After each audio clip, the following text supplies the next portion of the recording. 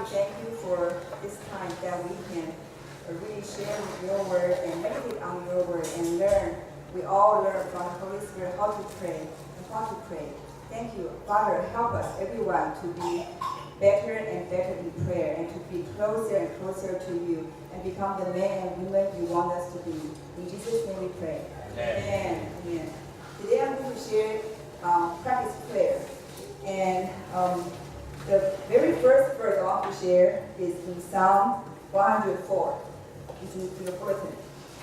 Enter his gates with thanksgiving and his courts with praise. Give thanks to him. Bless his name. Several weeks ago, a lady that I discipled, she's also a famous pop singer in Taiwan. She asked me how to do her devotion. She wants to do the devotion, but she doesn't know how to start. And I say, well, we can always start from Thanksgiving, because according to the Bible, enter his gates with thanksgiving. So if we, for example, if you go to a zoo, if you go through the main entrance, and you will get a map. And from that map, you will know where to go. Like this is the mammals area, that is the penguin area. You'll go everywhere that you want to go, and you enjoy that very much. But if you go from other places, it's not a gate, it's not an entrance. Then you may get lost in that big zoo. So it's the same. Prayer is have so many spectrums, so many areas, that if we enter God's gate with thanksgiving, then we know what to pray and how to pray, because the Holy Spirit will be our best tour guide in prayer. And just like every morning when I get up, usually the first thing I do is I will write down my thanksgiving on my prayer journal. Today I tried to fit my prayer journal into my bag, but my prayer journal is too big. I cannot fit in. So assume this is my prayer journal. And every day I will have different symbols for my devotion. For example, this cross means the Word of God. So every day after I finish reading the Bible, I will have a cross. Then that's the theme verse for today. Then according from that theme verse, I pray and God speaks to me. I will write down what He said to me in a cross with a heart shape outside. But actually, the very first thing I write down is actually a smiling face, because every day I write down the smiling face and I say, thank God for, sometimes early in the morning, maybe 5 or 5:30, I'm still in just awake status. Then when I write down, Lord, thank you for, and I begin to have a recall of the last 24 hours, and something will come up. Sometimes it's more than one thing. So my prayer journal is filled with smiling faces, because always you have so many things to thank God. For example, this past week, among so many smiling faces, I want to share with you one very big smiling face. That was God just healed me very recently of my numbness. Starting from the very first day of this 40-day fast and prayer, it's like a spiritual attack, because the very first morning I woke up in a severe numbness. My 2 hands, starting from my shoulder all the way to my hands, it's like very, very numb. And that day I asked my family to pray for me, and it's over. But after maybe 3 or 5 days, it came back again. And 24/7, it's on 24/7 basis. So for 10 days or 12 days, I forgot. I found now, even when I just woke up from in the midnight or in the early morning, everything is like that. It's like, for example, if you happen to your elbow to something, you have feel numb for maybe 1 second. But for me, it's 24 hours during that 12 days. So you can imagine it's not easy for me. But praise God, I keep praying. I also asked several people to pray for me, and the breakthrough happened last Thursday. Every Thursday evening, we have a church-wide prayer meeting. Mostly it's from the Chinese people of Chinese service, but you are welcome to join us. And so last Thursday, during the prayer meeting, because Casey has observed my numbness for 12 days, he asked everybody to pray for me and also for somebody else. And after their prayer, during that time, I still felt numb. But that's Thursday night. But on Friday early in the morning, maybe like 3:30. I woke up, went to the bathroom. When I came back, I realized I didn't feel any numbness. And for the next 30 minutes, there is a song of the Holy Spirit keep going and very, very strongly. And during that 30 minutes, I didn't feel any numbness. That's the first time over this past 12 days.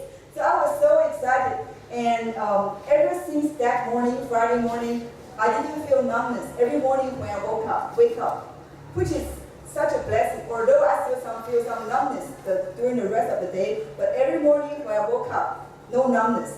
And after last Thursday, after the last church prayer meeting, starting from Friday till today, I realized that not even for 1 second, no numbness. So I praise the Lord. So there's a big smiling face on my, and let's give all the glory to God. Because we serve the God of miracles.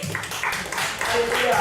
We serve the God of miracles. So as I am praying for each of you, whoever send your prayer request to our line group, we, Casey and me and Bertina, we pray for you faithfully every day, that we believe for breakthrough in your health, in your relationship, in your reconciliation with your family, in every aspect of your life. We just believe for breakthrough because we serve the God of miracles. Amen. Amen. Okay, and next.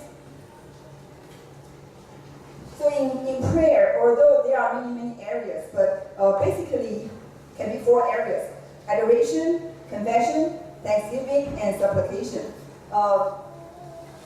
May not be in that order because it's an acronym, so it's ACTS. Usually I start with thanksgiving, but sometimes the Lord will have a song of worship. Even when I'm still in the bed, when I just wake up, usually there's a song of worship already, so I start worshiping God the moment I open my eyes, or not even open my eyes, just wake up. So you can either start with thanksgiving or adoration or worship. Then it's confession. I want to share this part a little bit because many times, especially after being a Christian for a long time, you may think, oh, I may not need confession. I'm a good Christian. I tithe. I come to church. I come to a small group. Maybe confession belongs to those unbelievers who don't know the Lord yet. Am I correct? No, I'm not correct. Confession is actually like a daily recalibration. I remember while in undergrad, my major was medical technology, and so we have many classes. We need to go to the lab. And every time we go to the lab, our professor, our instructor, the first thing he or she asks us is to recalibrate your scale or your this or that to make sure it's good. I remember in the beginning we asked, why did we do that? We just did that 2 days ago. And the instructor said, 2 days, there may be a little bit off. And just imagine after 20 days, how many off it will be. So I think it's the same for us Christians. We don't just confess, 20 years ago, I made my confession to the Lord, I don't have to do it anymore. No, let's make it like a daily practice. Even sometimes, even if I don't feel anything, I'll ask, Holy Spirit, let me feel your guidance. And sometimes when I'm not doing that, I may lose something. I may have some hidden thing that I don't know. I want to share one hidden thing with you. Last Monday, I went to a conference. It's a praise and worship conference. And it's a great team from Indonesia, the great country Indonesia. They came. And so from 1:30 to 4:30, we worshiped God for, I think, 100 minutes straight. From 1:30 to maybe 3:20. I enjoyed it very much. Then it came up the speaker, and she began to share the message about praise and worship. But I didn't know why. When she began to share, I felt like I cannot pay attention to her at all. I looked around, everybody was making notes and pay very attention to her. But I don't know why I cannot pay attention to her, and I cannot even write down a word. So I know there must be something wrong in me. So I went to the bathroom and asked God what happened. And I felt the Lord was reminding me, 30 years ago, I was still a graduate student in the States. And during the summer, I went to Indonesia to visit my parents. My father was a great civil engineer, and he was leading an international team in doing the irrigation system to Indonesia. So I went there. But during the 40 days in Indonesia, although I enjoyed the time with my parents, but on the other hand, I felt very, very oppressed in Indonesia because back then, the Chinese language was forbidden in Indonesia for maybe 30 years. I don't know, for many, many years. And during that time, it's almost impossible. Well, it was impossible to see any Chinese language in the street because it's forbidden. One time when my father, after vacation in Taiwan, he wanted to smuggle some Chinese magazine. He put that in the deep of his briefcase. And when he was passing the custom, they found it and they put it out and shred it to pieces. They make sure no Chinese language can enter this country. So during that time, I had to be under that circumstance for 40 days, but I felt very oppressed. And I didn't know that has an impact on me until this past Monday. I felt because of that experience, I had a resentment to the Indonesian language. I have a disrespect and even hatred toward the Indonesian language. I didn't realize until last Monday. So in the bathroom, I asked God to forgive me, to forgive my disrespect, distaste, and even resentment to that language. And I asked God to change my perspective to the Indonesian language. That I have that attitude for 30 years, I didn't realize until last Monday. I felt so, wow. So after my confession and repentance in the bathroom, I went back, like nothing had happened, went back to my seat and sit down.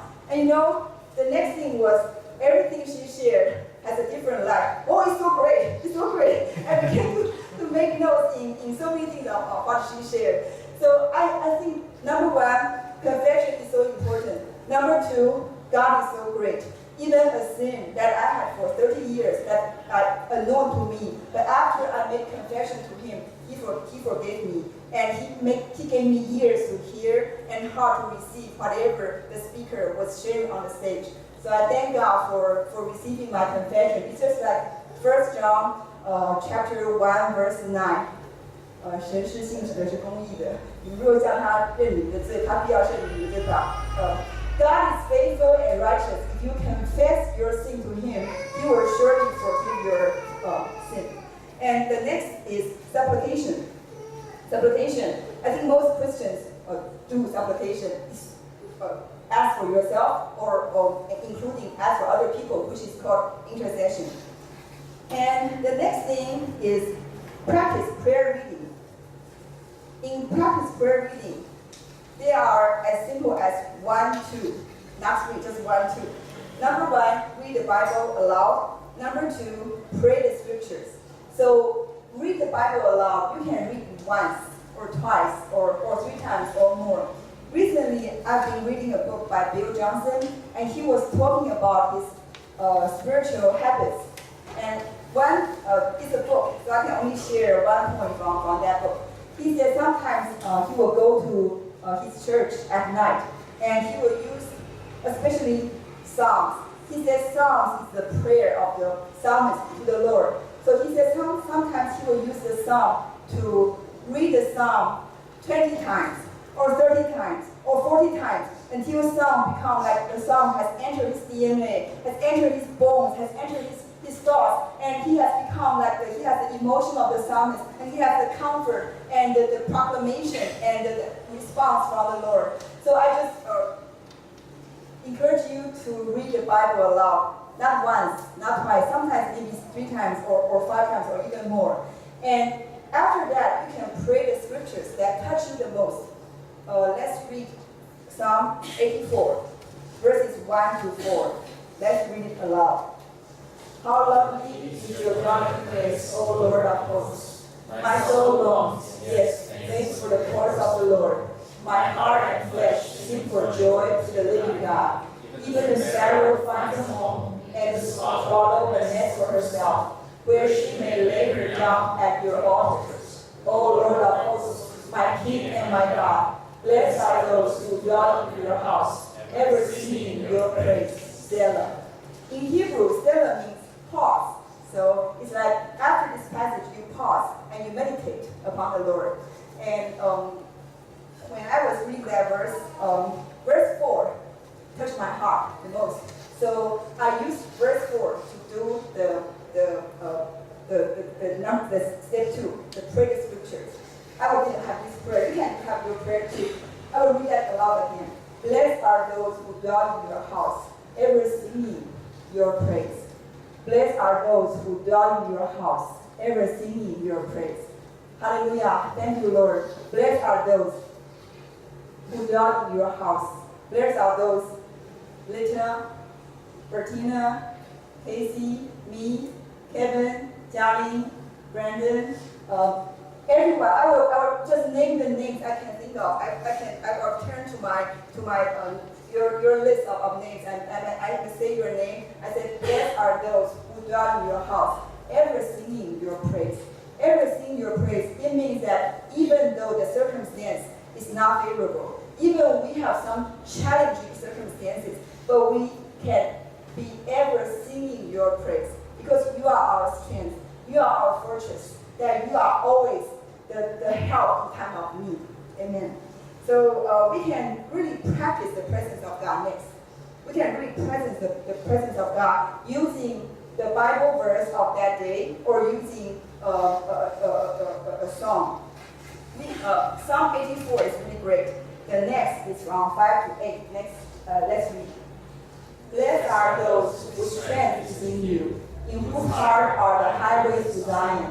As they go through the valley of Baca, they make it a place of springs. The early rain also covers it with pools. They go from strength to strength. Each one appears before God in Zion. O Lord God of hosts, hear my prayer. Hear, O God of Jacob. Selah. There's a little book by Brother Lawrence. It's called Practice the Presence of God. Anyone has read that book before? Okay, it's a great book. I read that book while I was a graduate student in North Carolina. And it's very thin, so I encourage you to buy it from Amazon.com or to borrow it. It's really good. And basically, this Brother Lawrence, he is not, he was in the monastery. And he was not the principal or the chancellor of the monastery. He was a person who does some chores in the kitchen. And he was not a chef. He peels potatoes. So his work, from people's perspective, is not a noble work. It's like a humble work. But every day as he peels his potatoes, that he will think about the Lord, that he will meditate on the Lord with his eyes open, make sure his hands are not peeled by his peelers. But although he focused on his work, but he also, at the same time, his heart was focusing on God and make sure that he's connecting with the Lord 24/7. So although he's a person who peels potatoes in the kitchen hundreds of years ago, but his book is still influencing this generation, this time, because he practiced the presence of God. So we can use the God's word to practice the presence of God. And here there's a word saying, as they go through the valley of Baca, they make it a place of springs. Valley of Baca means valley of tears. Why tears? There must be something sad, something sorrowful. And I believe some of you, in the past or now, you were or you are in the valley of tears, of frustration, of doubt, of fear, of despair, of sickness, of unemployment, of wrong relationship, of addictions, of confusion or shame. But remember, you can make it a place of springs. Why? It's because blessed are those whose strength is in the Lord, in whose heart are the highways to Zion. If your strength is in the Lord, if your heart is the highway to Zion, you can change your valley of Baca to make it a place of springs.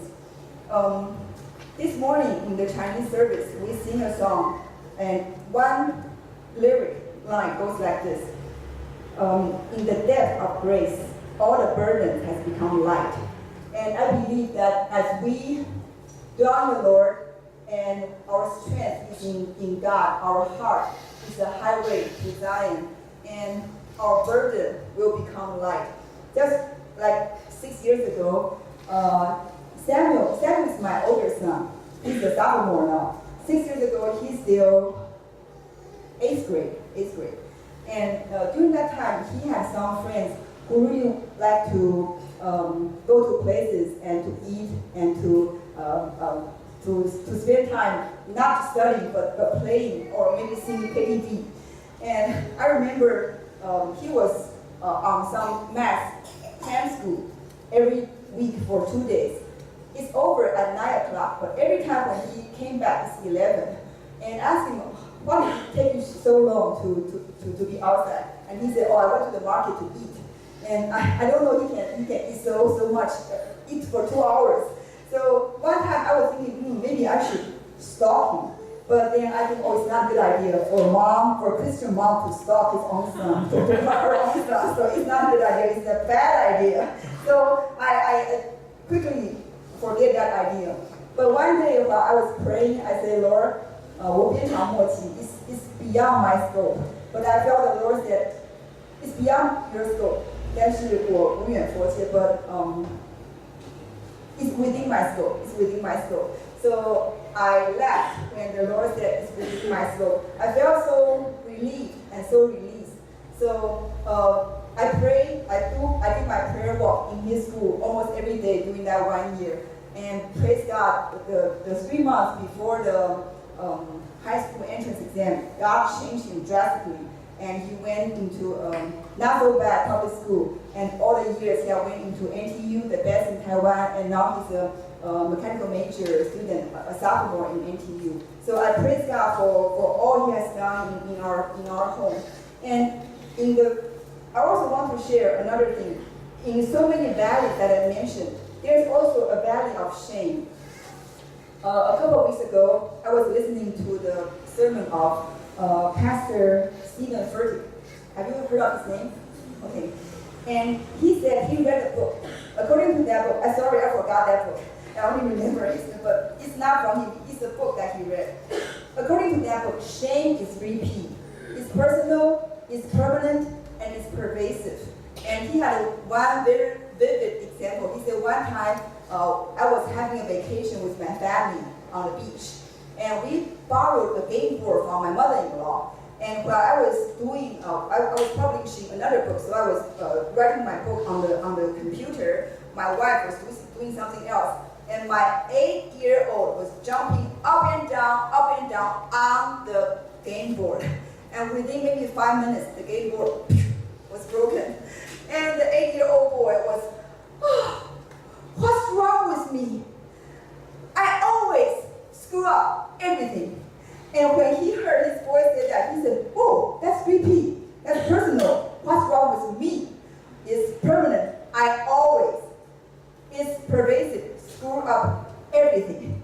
And so, though shame is repeat, you may used to be or in the valley of shame, but remember, please remember, prayer is also repeat, and even much more. It's personal. It's between you and the Lord. It's permanent.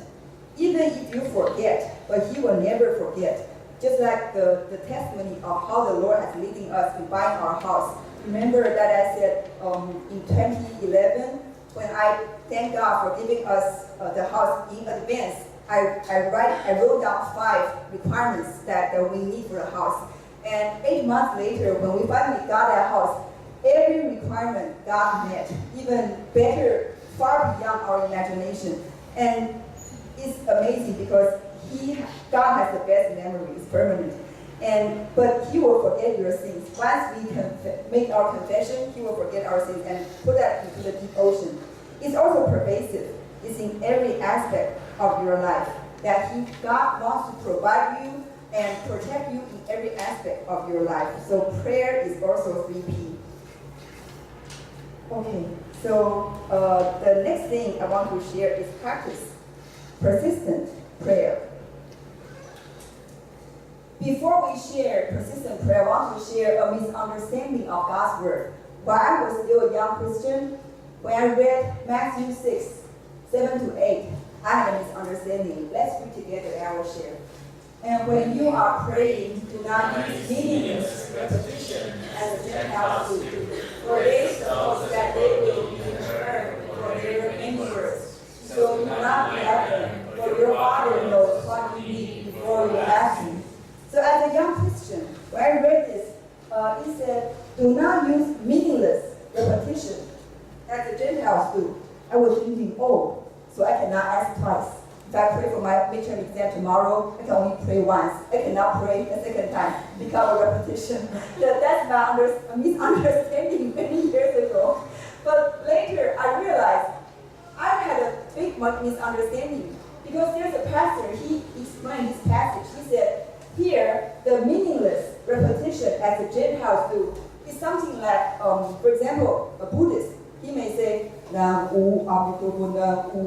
say the same thing, he chanted the same thing again and again and again. So that's meaningless repetition as the Gentiles do.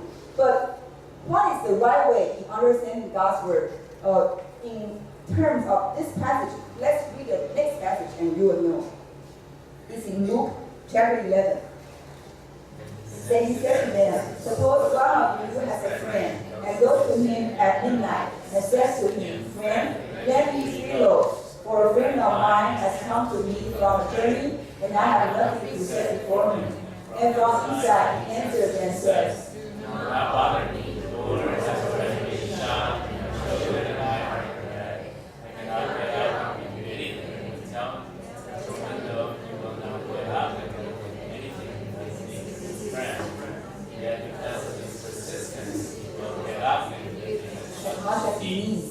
Yeah, so the passage, the key word is persistence. Persistence is the key word of the whole passage.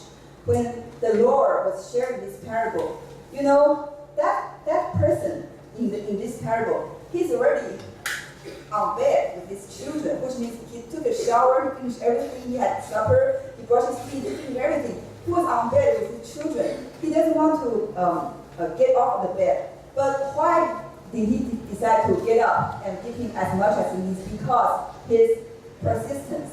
So the Lord wants us to pray persistently for whatever we need.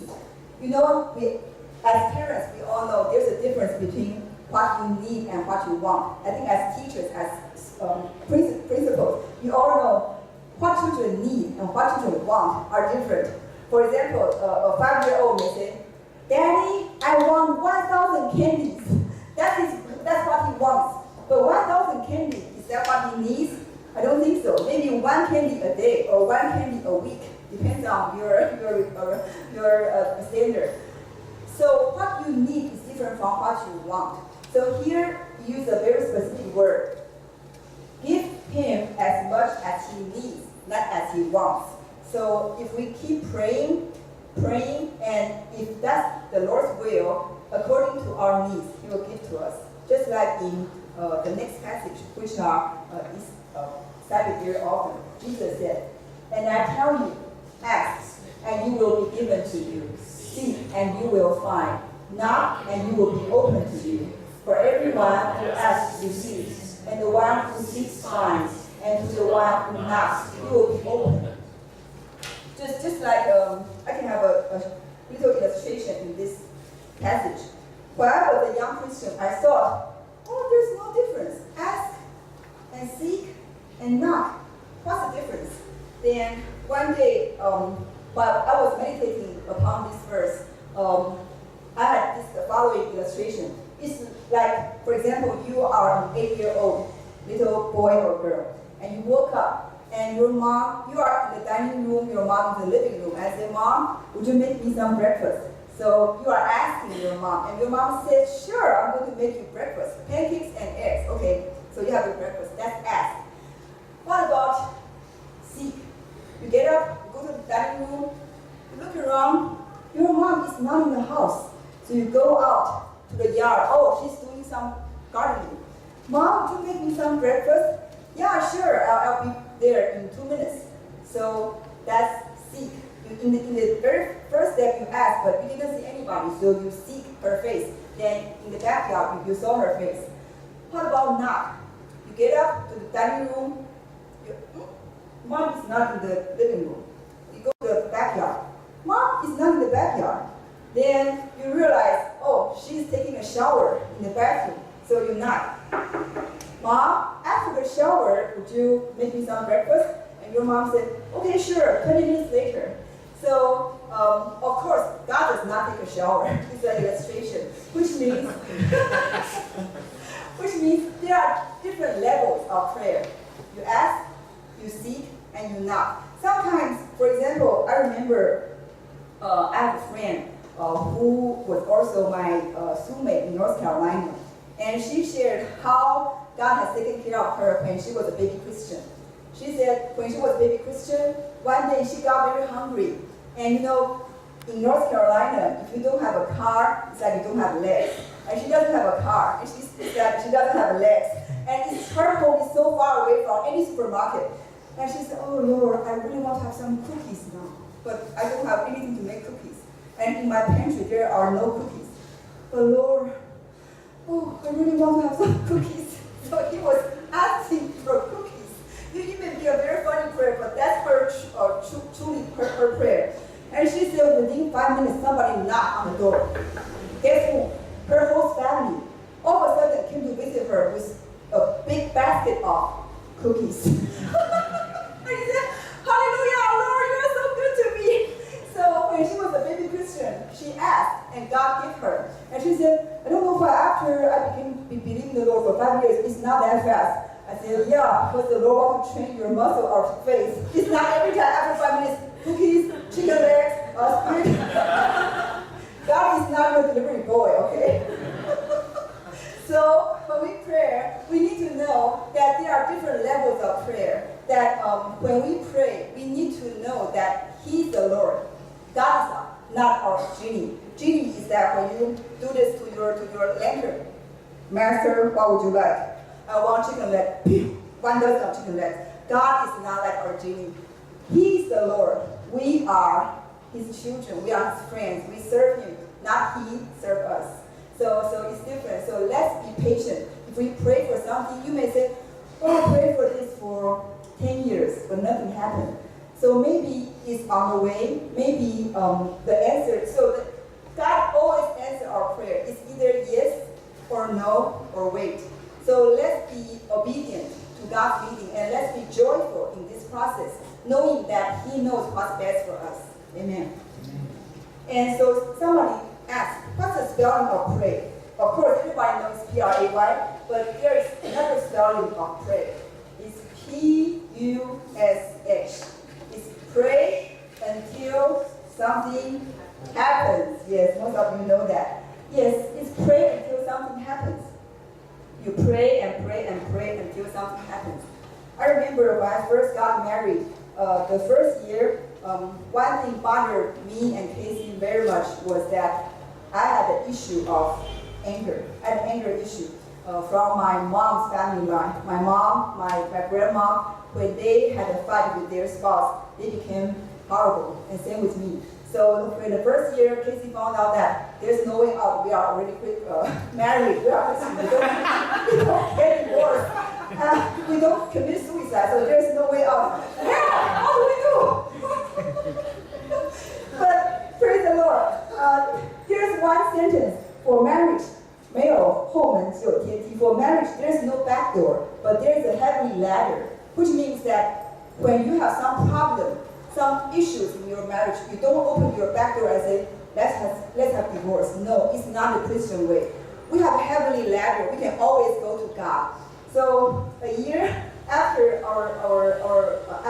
into our marriage, I began to know that issue was really horrible.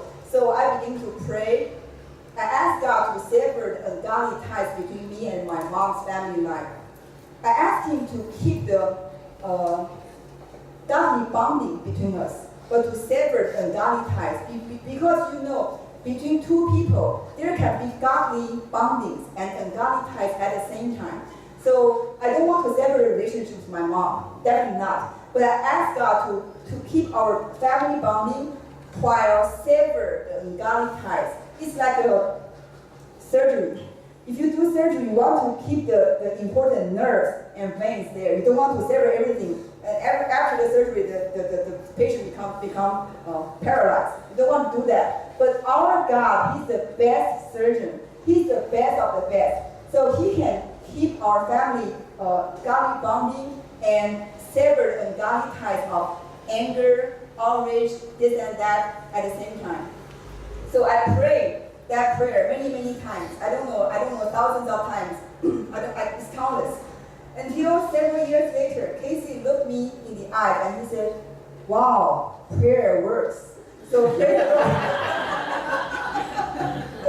So let's pray until something happens. So when he said prayer works, I stopped praying for that because I know God has done a miracle in my life and he has severed the ungodly ties between me and my mom. During the time he said prayer works, my mom, I think that in the similar year or in the previous year or the year after, during that time I think we were in mainland China doing mission work already. And almost every year we went back to Los Angeles to visit my parents. And one time when we visited to visit my parents, after dinner, my mom looked at me and she said, "Wow, you don't act like me. You don't act like your father.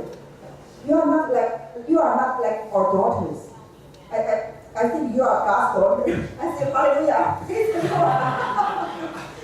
I'm still their daughter, of course, but I also have the attributes of God increasing in me. So praise the Lord.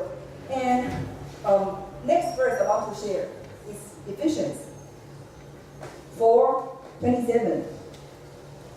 Ephesians 4:27. And give no opportunity to the devil. I think that's very important because according to the Bible, the devil is the one who accuses the brothers day and night. You know, he's the one who accuses the brothers day and night. Just think of when Jesus was in the wilderness.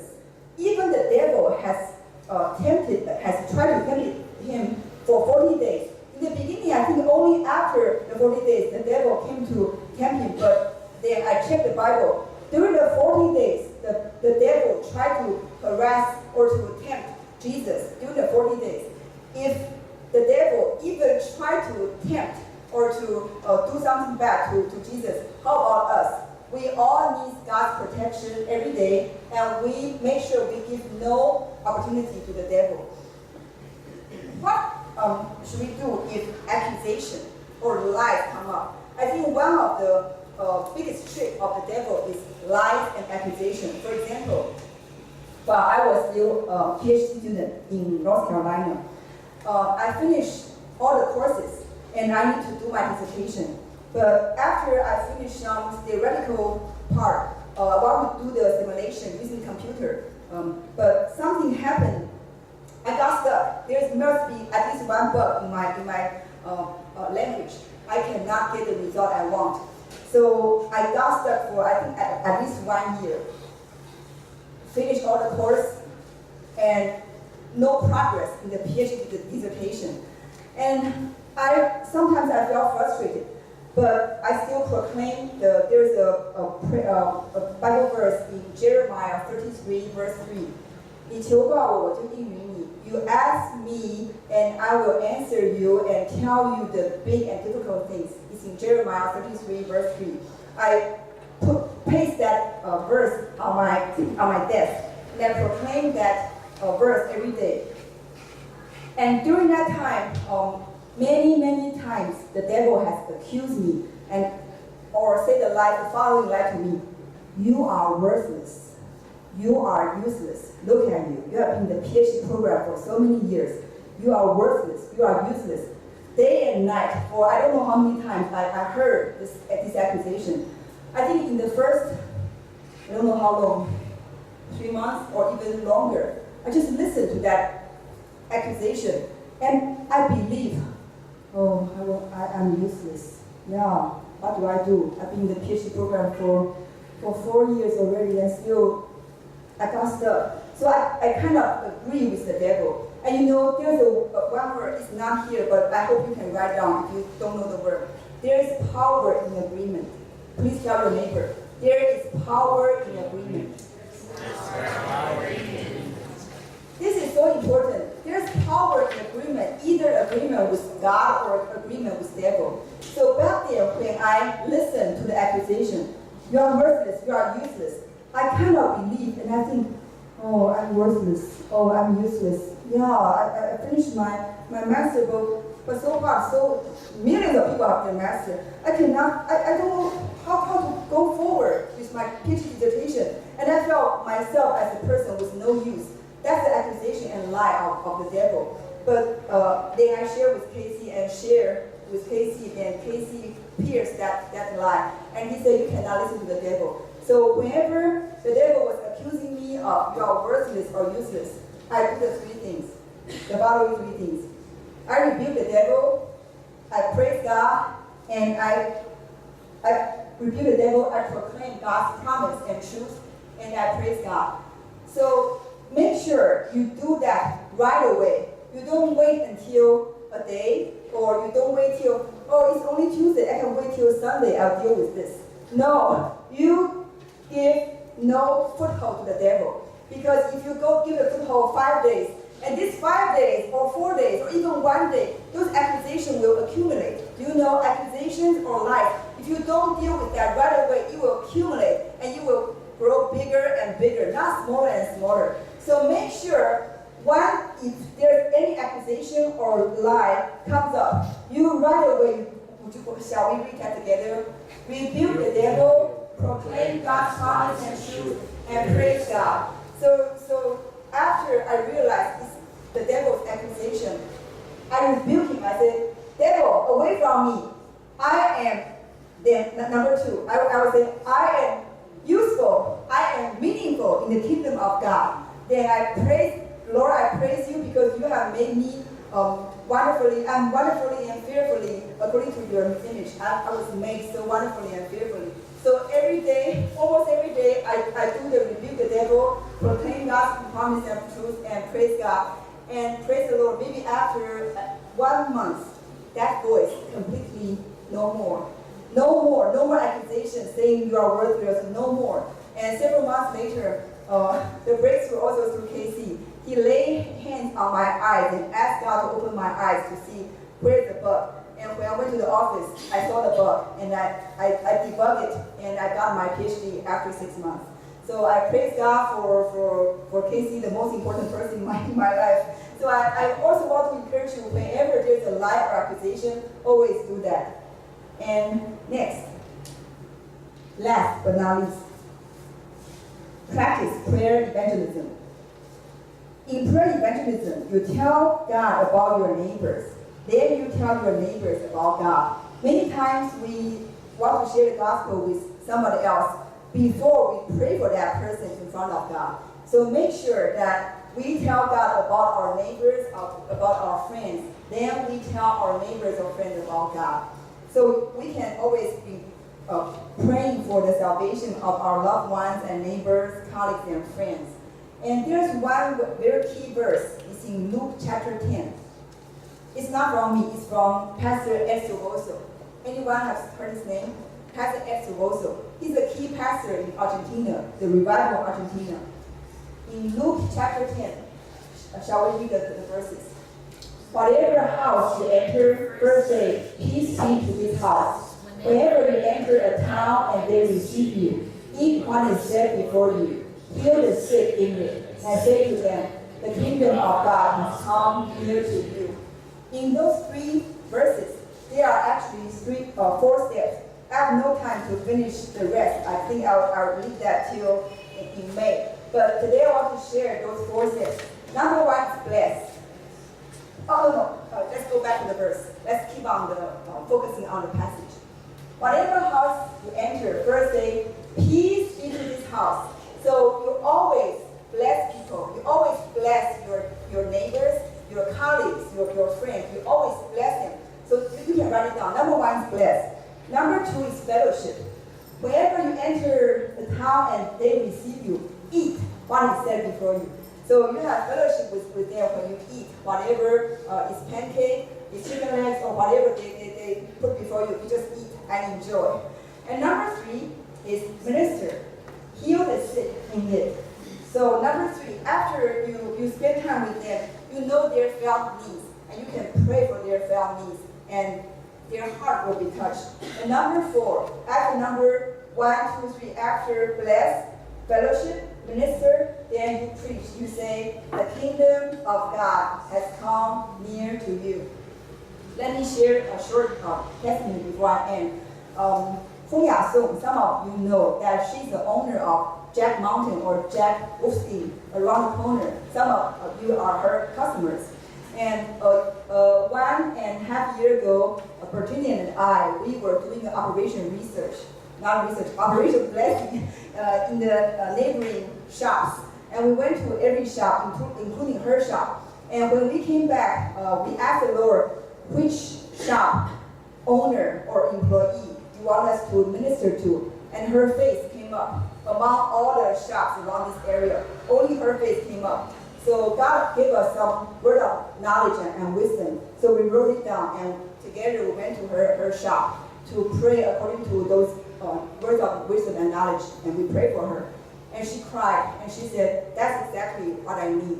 So we do is not, when we first visited her shop for the first trip, from Wen and me, we only blessed her shop, we didn't do anything. But after the first trip, whenever I have some extra dessert, I will give her extra dessert to build relationship, to have fellowship.